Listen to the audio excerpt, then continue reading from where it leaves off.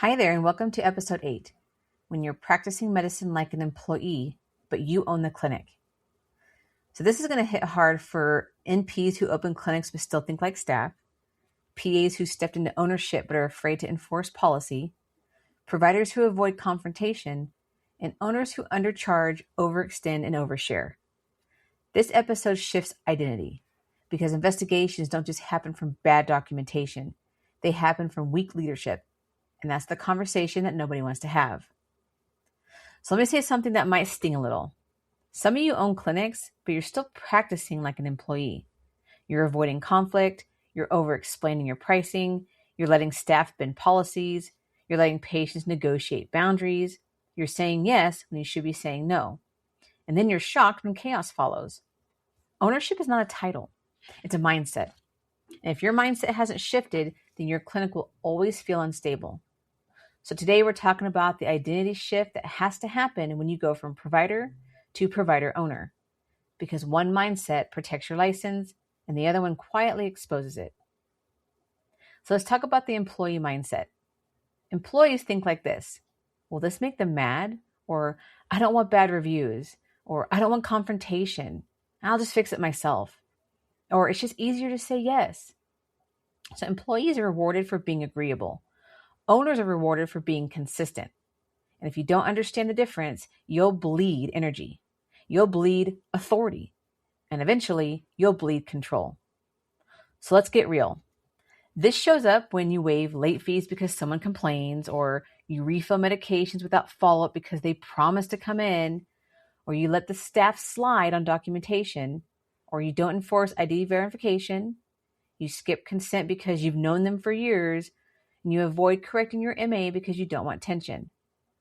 Every single one of those decisions feels small until it's not. Boards don't investigate your personality. They investigate your policies, and weak enforcement creates paper trails. So let's talk about the authority shift. So owning a clinic requires the internal shift. You're not there to be liked. You are there to lead. And leadership sounds like, we require follow-up labs before refill, or our policy requires identification, and we do not prescribe without documentation. Another one that says that is outside of our scope. And here's the big one: no. No is a complete sentence. You can say it professionally and you can say it kindly, but you must say it consistently, because inconsistency is what attorneys exploit. So let's talk about the fear of bad reviews. You are so afraid of one angry Google review that you compromise medical standards. That is backwards. Bad reviews do not suspend licenses. Bad documentation does. And you cannot build a safe clinic around emotional appeasement. You build it around systems. So let's talk about staff leadership, because this one is uncomfortable. Your staff is cutting corners. It is a leadership issue. If they skip documentation, share logins, bypass verification, text patients clinical advice, and promise prescriptions, that is not a bad employee problem. That is a policy enforcement problem. You train, you document, you correct, you retrain, you document again. Ownership requires repetition.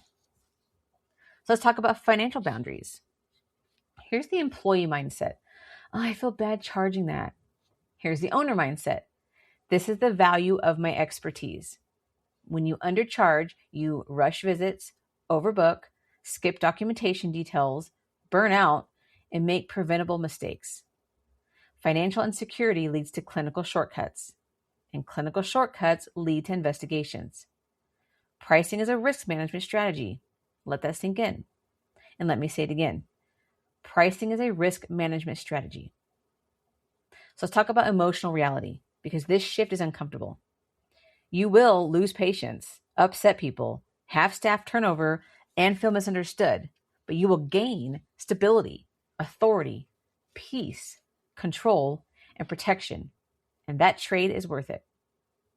So let's talk about an owner checklist. Ask yourself these questions. Do I have written policies? Do I enforce them consistently? Do staff know consequences?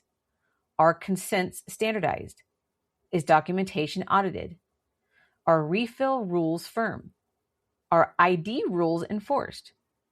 Are staff scopes clearly defined? And is my pricing sustainable? If you hesitated on 3 or more, you're still practicing like an employee. And that's okay, but it's time to shift. You worked too hard for your license to run your clinic emotionally. Ownership requires structure. Structure protects you. Boundaries protect you. And policies protect you. And leadership protects everyone under your roof.